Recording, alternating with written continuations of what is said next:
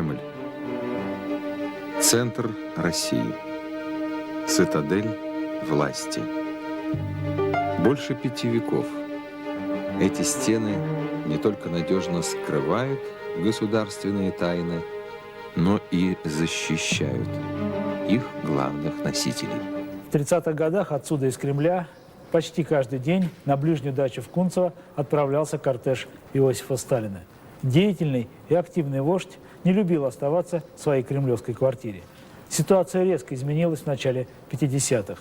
Были периоды, когда Сталин по полгода не появлялся в своем кремлевском кабинете. Что стояло за этими длительными отлучками, какую участь Сталин готовил своему ближайшему окружению и боялся ли он отравления, об этом в ближайших 2 фильмах сериала «Кремль-9».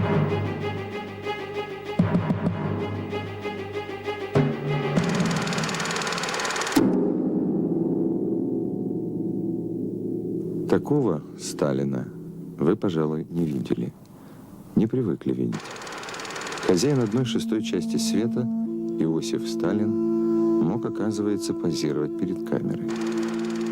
Сам поправлять стулья перед заседанием. Да и вообще, судя по этим кадрам, был живым, не лишенным чувства юмора человеком. Мы привыкли говорить о другом и видеть другого Сталина, медленно шагающего по своему знаменитому кремлевскому кабинету и тихим, уверенным голосом отдающего приказы. Вокруг этой фигуры до сих пор не утихают жаркие споры. Кто-то говорит о великом диктаторе, а кто-то исключительно о великом вожде всех времен и народов. В нашем сегодняшнем фильме мы будем много говорить о человеке Иосифе Сталине по 2 причинам. Во-первых, мы поставили себе цель, восстановив цепь событий, понять, что происходило вокруг Сталина в последний год жизни, когда за его спиной уже развернулась борьба не на жизнь, а на смерть за место будущего вождя. А во-вторых, потому что у нас есть уникальная возможность представить вам свидетельства людей, которые были непосредственными участниками событий, уже далеких, 52-53 годов. Наш фильм мы решили разделить на 2 части. Во второй речь пойдет непосредственно о борьбе за власть в последний год жизни Сталина. В первой, сегодня, с помощью уникальной хроники и уникальных свидетельств мы решили понять, как жил, кем был окружен, как себя чувствовал пожилой 73-летний человек Иосиф Виссарионович Сталин.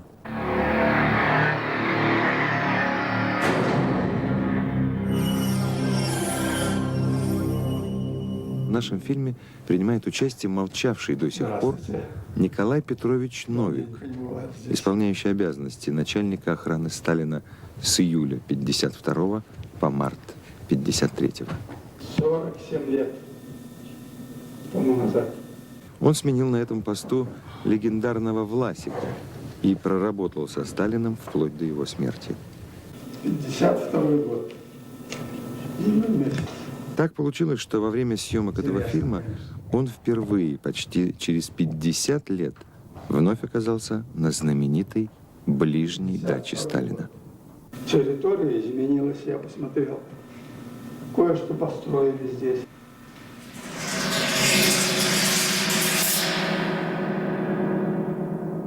Говорить о последнем периоде жизни Сталина и не говорить о ближней кунцевской даче невозможно.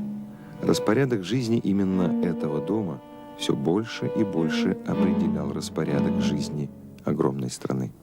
Здесь ночной обед с Берией, Маленковым, Хрущевым, Ворошиловым, а по всей стране от Прибалтики до Дальнего Востока у телефонов не спят все секретари обкомов. Вдруг хозяин позвонит. Эта дача не может не стать одной из героинь нашего фильма еще и потому, что дряхлеющий вождь проводил здесь в конце жизни все больше и больше времени. С 50 по 53 годы резко сократилось число лиц, бывавших на приеме у Сталина в кремлевском кабинете. Если в предвоенном 40-м зарегистрировано более 2000 посещений, то в 50-м их было около 700. В 52-м и 53-м менее 500. В день не больше 10 человек. Длительными стали и перерывы в приемах. В 50-м году такой перерыв составил около 5 месяцев, с 1 августа до 22 декабря. Следующий перерыв длился около полугода, с 9 августа 1951 по 12 февраля 1952 года. И за этим резким снижением активности стояла лишь одна причина – здоровье. На эту тему Сталин уже не мог шутить так, как в 1936 году, когда ответил корреспонденту агентства Associated Press в Москве, внезапно сообщившему о сталинской смерти. Милостивый государь, насколько мне известно из сообщений иностранной прессы, я давно уже оставил сей грешный мир и переселился на тот свет. Так как к сообщениям иностранной прессы нельзя не относиться с доверием, если вы не хотите быть вычеркнутым из списка цивилизованных людей, то прошу верить этим сообщениям и не нарушать моего покоя в тишине потустороннего мира. 26 октября 1936 года. С уважением, Иосиф Сталин. К началу 1952 года ситуация резко изменилась.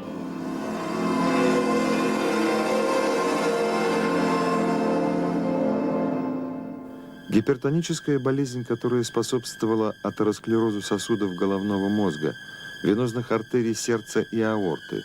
Таков диагноз, поставленный консилиумом врачей в ночь на 2 марта 1953 года. В последние годы ближнее окружение отмечало большое количество простудных заболеваний. Сталина постоянно мучила ангина. И все это на фоне общего старческого ослабления организма. Итак, здесь в 1952 году жил пожилой и очень нездоровый человек. Это понимал он сам, это понимало и его ближайшее окружение. Старческая немощь и усталость неумолимо давали о себе знать, хотя Сталин тщательно скрывал это от окружающих. Был случай, когда мне охранники рассказывали, канавку не сумел перешагнуть, так надо было немножко прыгнуть. И ухватился за березку. Если бы не ухватился, упал бы. Охранник не может быть так близко, чтобы даже в таких случаях подхватить. Мог бы упасть. И он сказал, вот проклятая старость. Прокомментировал, проклятая старость. Мы так подробно остановились на теме здоровья Сталина, потому что именно оно послужило толчком к началу интриг в его ближайшем окружении. Друг друга они уничтожали давно. А вот о том, кто будет первым после смерти хозяина, серьезно задумались именно тогда, в начале 50-х. Тем более, что у них была веская причина сильно испугаться.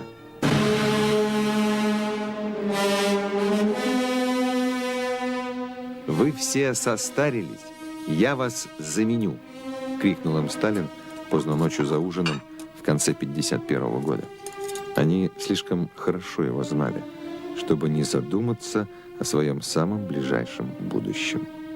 Не та ли ночь послужила толчком к странной цепи событий, сопровождавших последний год жизни Сталина?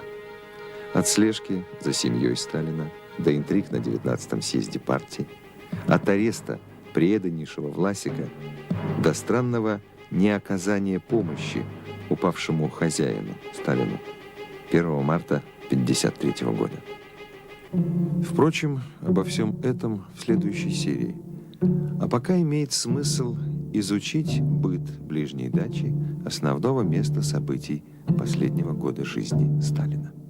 Когда сюда попадаешь первый раз, на территорию, огороженную высоким глухим забором, сразу же ощущаешь незримое присутствие хозяина. Здесь почти все так, как было при его жизни. Первоначально дом был одноэтажный. Он стоял среди сада и цветов. Наверху, во всю крышу, был сделан солярий. Потом дом много раз перестраивали по планам его хозяина. В 1948 году был надстроен второй этаж. Сталин, как правило, жил вот в этой комнате, так называемой малой столовой. Вот на этой кушетке он спал, тут ему стелили постель. А вот этот стол обычно был завален бумагами. Но часто он обедал тоже за этим же столом, накрывали вот здесь, на краю стола. Вот по этим телефонам Сталин мог связаться с внешним миром. Это обычный городской телефон, а вот это аппарат прямого вызова. Вы видите, что здесь нет диска набора. А это коммутация правительственной связи. В буфете стояла посуда и хранились медикаменты, которые Сталин, по воспоминаниям дочери, выбирал сам.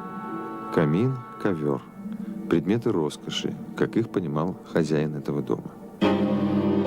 Вот и получается, что рабочий кабинет, столовая, комната отдыха и спальня были одним и тем же помещением и меняли свое название в зависимости от того, что делал Сталин. Работал или обедал, отдыхал или принимал визитеров.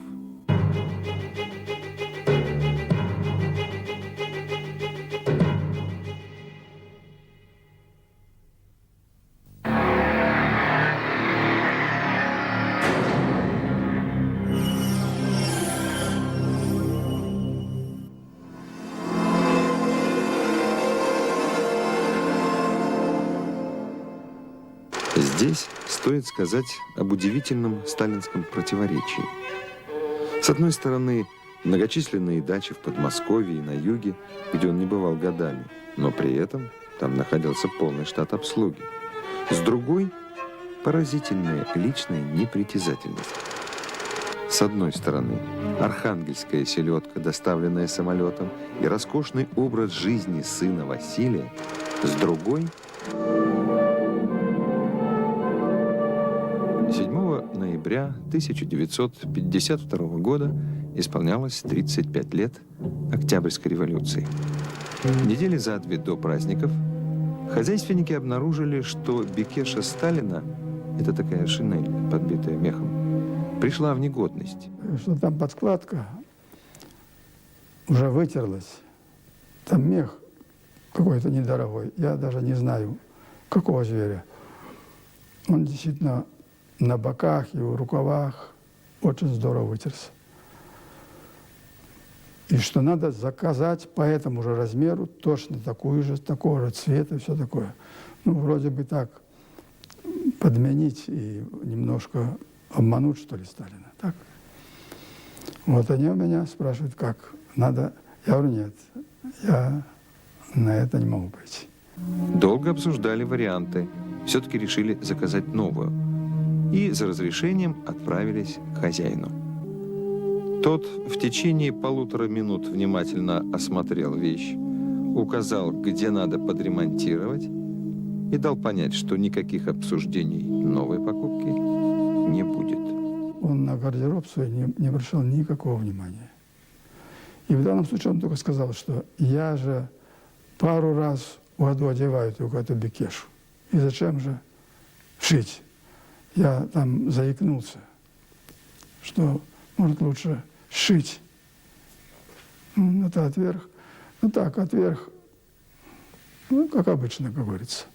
Когда после смерти Сталина на ближней даче описывали имущество, одним из первых личный гардероб вождя увидел начальник отдела управления охраны МГБ СССР, в то время полковник Николай Захаров. Все-таки интересный штрих. Когда я открыл гардероб, я посмотрел, думаю, черт, я хотя и небольшой тогда уже был начальник, не успел, но думаю, я богаче. В платяном шкафу Сталина висели 2 френча, шинель. Значит, ботинки стоят одни. Одни, видимо, там, где он обувал. Так, и что там? Да, валенки, 2 валенок. Одни новенькие, белые, новенькие, вторые подшитые. Новенькие не одеты ни разу. Все. Только это и составляло личное имущество Сталина. Я вам сегодня обещал подробно показать ближнюю дачу. Вот здесь, в малой столовой, вечером 1 марта Сталина найдут лежащим на полу. Из малой столовой попадаем в прихожую, где до сих пор висят часы, остановленный момент смерти, а потом проходим в большой зал.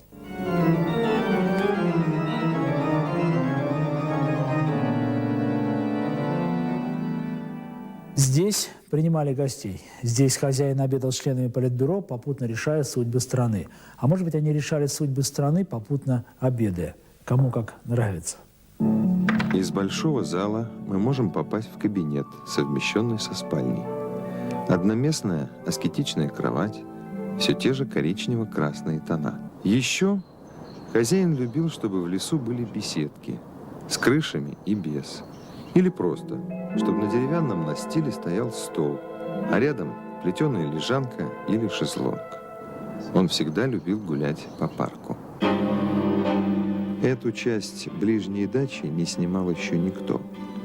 Коридор, ведущий в служебные помещения. Здесь располагались обслуга и охрана. В этой комнате до сих пор сохранился пульт, по которому с помощью датчиков, вмонтированных в двери, охрана могла отслеживать все перемещения хозяина внутри дома. А эта кухня, тогда, в 1952-м, можно сказать, стратегический объект. Сталин искренне боялся отравления. Все продукты направлялись со спецбазы, которая в то время еще находилась в Арсенофьевском переулке. Начальник 6-го отдела 9-го управления Геннадий Николаевич Коломенцев, отдела, который отвечал за безопасность питания высшего руководства страны. Вся продукция, которая поступала для руководителей партии и правительства, она проходила очень тщательную проверку. У нас большая система была. Ну, о этой системе я говорить не могу, поскольку она и до сих пор считается секретной.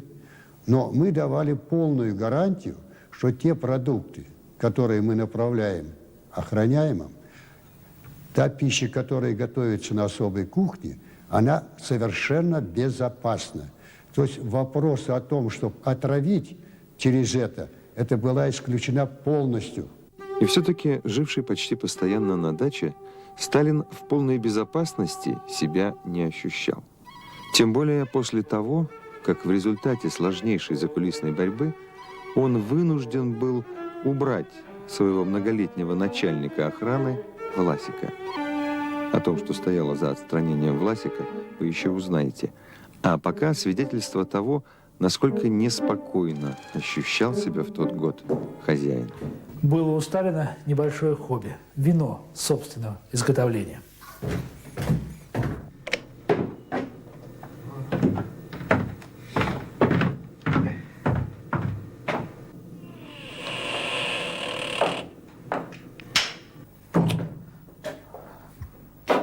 Здесь, на даче, в подвале, хранили 3-литровые бутыли с грузинским вином, в которые хозяйственники, по указанию Сталина, добавляли те или иные ягоды.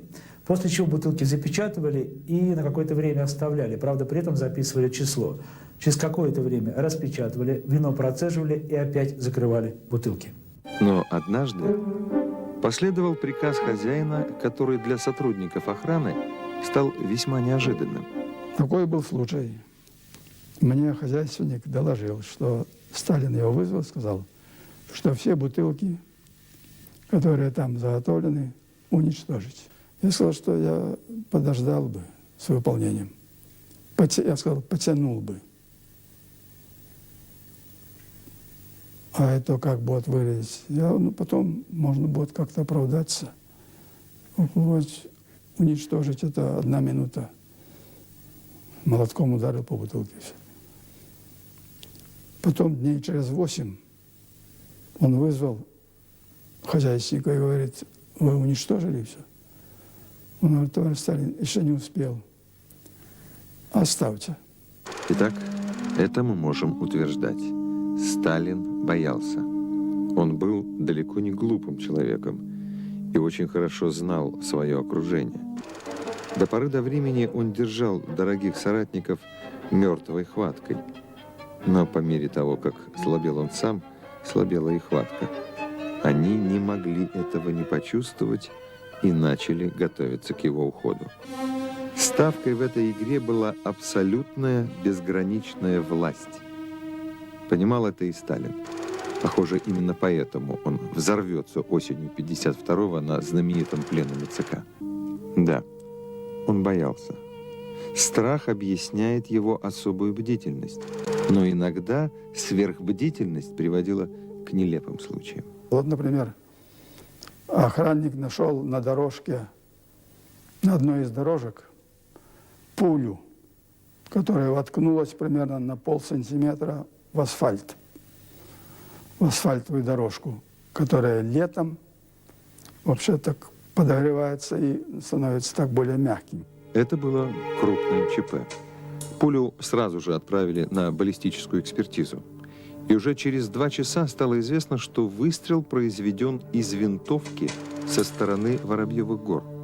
Там на строительстве университета работали заключенные. За ними наблюдала охрана, вооруженная винтовками. По выводам экспертизы, выстрел был случайным. И хотя начальник личной охраны Сталина, Новик, рекомендовал осудить охранника условно, Но он получил 3 года. Я не знаю, правда, не следил потом, сколько он сидел. вот такой немного странный, но очень характерный эпизод. Он лишний раз доказывает, какое внимание уделялось и на этой даче, и вне ее территории безопасности Сталина. Великолепно отлаженная Власиком, особенно в военные годы, система не давала сбоев. Учитывая то, сколько врагов было у Сталина и внутри страны, и за рубежом, остается только удивляться, что кроме обстрела катера во время морской прогулки в 30-х, неизвестно ни одной попытки покушения на его жизнь. Напомню вам, что мы сегодня поставили себе задачу на конкретных примерах восстановить ту атмосферу, которая сложилась вокруг Сталина в последний год его жизни. Остается только догадываться, что стоит за следующей реакцией дряхлеющего вождя. Страх, высокомерие или элементарное мужское желание не сдаваться проклятой старости. Сталин никогда не позволял себе помогать. Хотя, казалось бы, что зазорного в том, чтобы поправить пожилому человеку замятую галошу или завернувшийся воротник. У него лацкан пальто завернулся. Он не обратил внимания, это очень вид портило. И Ворошилов пытался этот лацканом помочь, он ему по руке. Я сам, одним словом, он не любил, чтобы кто-то участвовал в этой части. В последние годы Сталин жил в постоянной тревоге. Его что-то настораживало, угнетало. Даже частые полушутливые утренние обращения к охране имели, так сказать, двойное дно. Он не давал людям, окружавшим его, расслабиться ни на секунду. Почти каждое утро Сталин выходил в парк и интересовался у встреченного им охранника, какая сейчас температура. Затем, гуляя, обращался еще к 3-4 с тем же вопросом, как бы проверяя их бдительность. Пришлось повесить термометры чуть ли не на каждом дереве. Вот расстояние, это тоже имело место. Он мог, охранник спросить, как вы думаете, как вот отсюда, вон до того дерева, вон до той березы. Метров. Ну, один говорит, такое там, такое расстояние, такое. Он говорит, я думаю, столько. Измеряем. Начали искать рулетку ни у кого. После этого, конечно, нашли рулетку, но после этого у каждого охранника было по рулетке в кармане. Так? Это уже похоже на какой-то, так сказать, розыгрыш на самом деле. Вот он иногда вот, так разрядка какая-то была у него.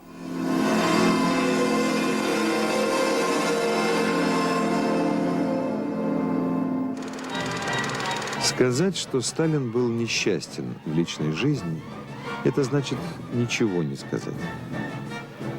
Он так и не смог забыть самоубийство жены Надежды Аллилуевой.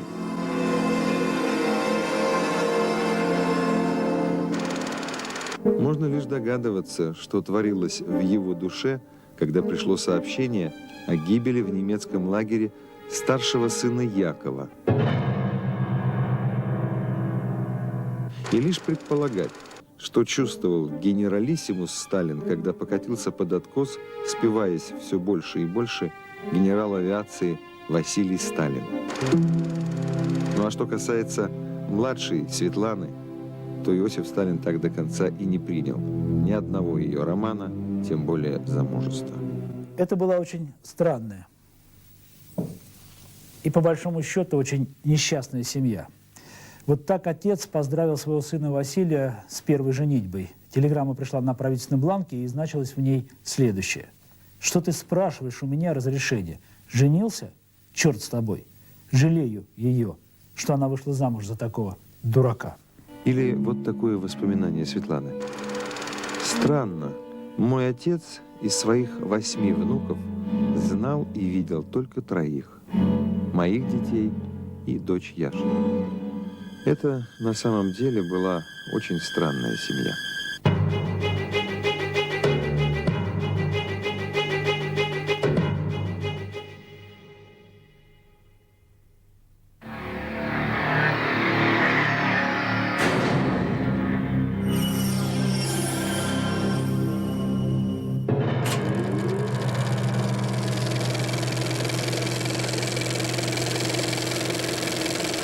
Сегодня в нашем фильме вы увидите уникальную семейную хронику. Снимал ее начальник личной охраны генерал Власик. Проработав с хозяином свыше 20 лет, Власик был почти членом семьи.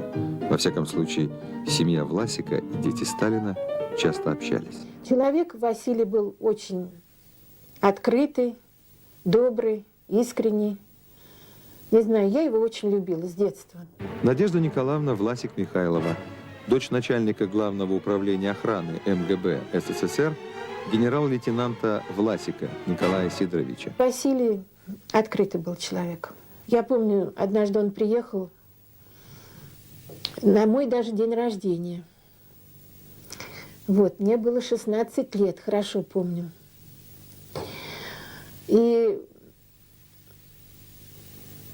он такой был нетрезвый, мягко выражаясь, что ему даже стало плохо. Его пришлось там уложить, вот вызвать врача. Ну, что делать? Это уже была болезнь. У дочери Сталина Светланы характер был другой. Замкнутая, молчаливая. Она мало располагала к дружескому общению даже таких близких людей, как члены семьи генерала Власика. Итак, тот самый Власик, которого Сталин вначале отстранит от дела, а затем и даст арестовать в декабре 1952 года, очень любил снимать. Вначале фотоаппаратом, а затем и кинокамерой.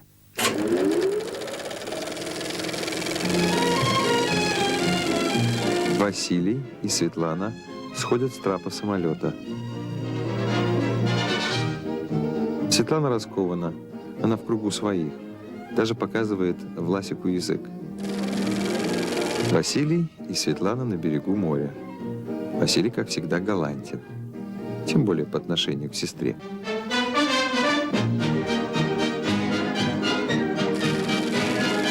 А вот Василий на морской охоте.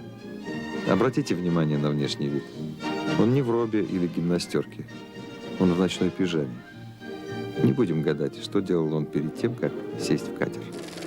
На дачной аллее Светлана с детьми, теми самыми внуками Иосифа Сталина, из которых отец народов видел, как выяснилось, лишь 3. Эти кадры уникальны тем, что никто никогда не показывал молодую Светлану Аллилуеву. Вот такая она была в то время. Единственные постановочные кадры, снятые явно для внешнего потребления. Василий Сталин в тире. Характерная музыка, серьезный Василий. Обращает на себя внимание то, как он держит оружие. И вставленный монтажом вот этот кадр с отметкой на мишени в районе яблочка. Правда, на стоп-кадре видно, что дырки от пули на мишени нет. Но в то время на стоп-кадре еще не знали. Возьмем на себя смелость сказать, что семьи в обычном понимании этого слова у Сталина не было. Даже в последний день рождения, 21 декабря 1952 года, здесь, на этой даче, сын так и не смог нормально поздравить отца. В этот день Василий принес Сталину красивый подарочный набор инструментов. Все знали, что Иосиф Виссарионович никакими поделками не увлекается. Ему просто некогда. Поэтому подарок оказался заранее ненужным, дежурным. И когда он ушел, сын, Сталин стоял, сложив руки впереди, перед собой, и так голову на бок склонил и махал головой с таким грустным видом. Этот был сын Подшофе, так мягко выражаясь, с утра уже. Ну, что он этот подарок бросил на стол, значит, Сталин его не принял.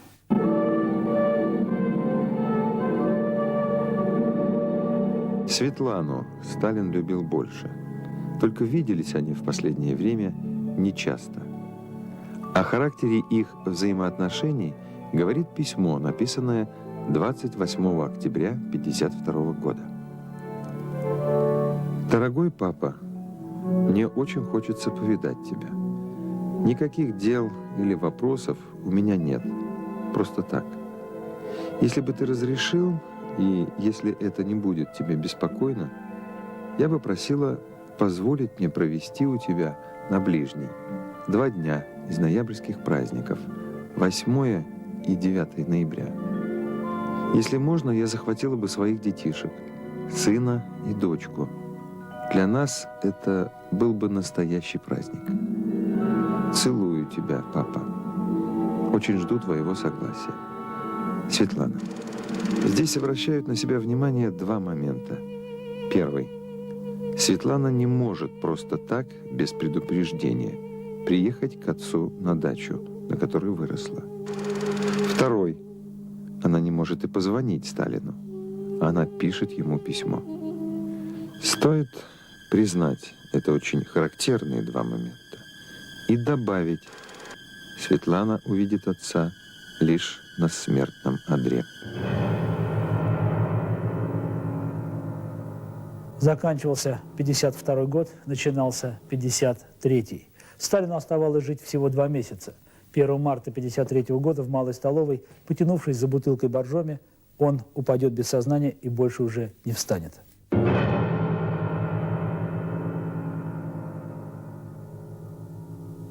Несмотря на огромный штат охраны, помощь к нему пришла с колоссальным опозданием.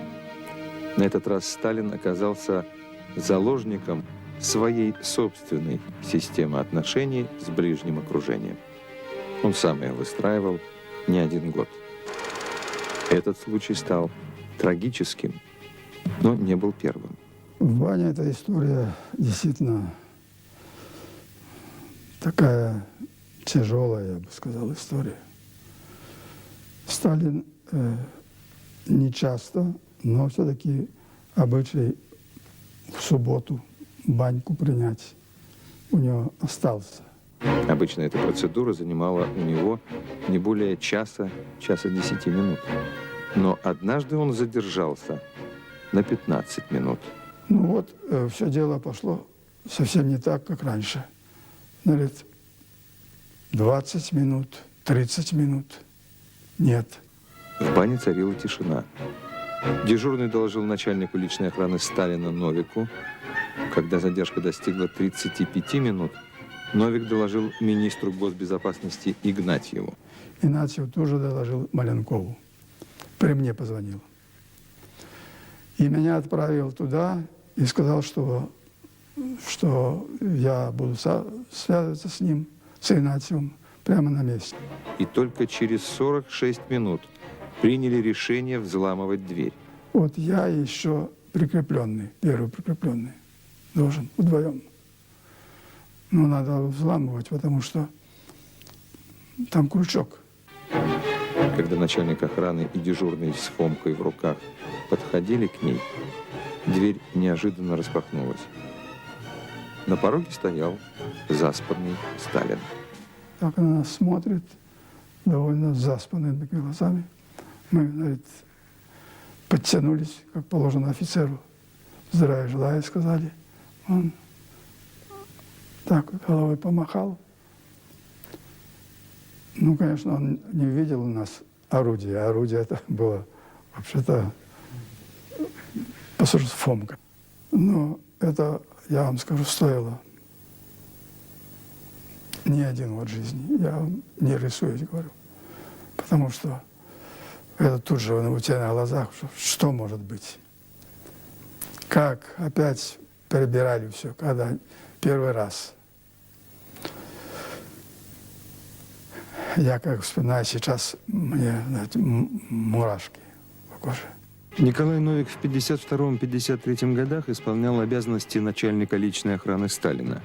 Случай в бане лишь один из череды неизвестных ранее событий и подробностей последних месяцев жизни Иосифа Сталина, о которых после 47 лет молчания впервые рассказал в нашем фильме генерал-майор КГБ СССР Николай Новик. На этот раз все обошлось. Но как похоже это на то, что случилось затем, 1 марта 1953 года. Впрочем, о политических интригах вокруг Сталина, о трагической судьбе Власика, о том, что стояло за знаменитым делом врачей и какую судьбу готовил уходящий Сталин своему ближайшему окружению в следующей серии нашего фильма.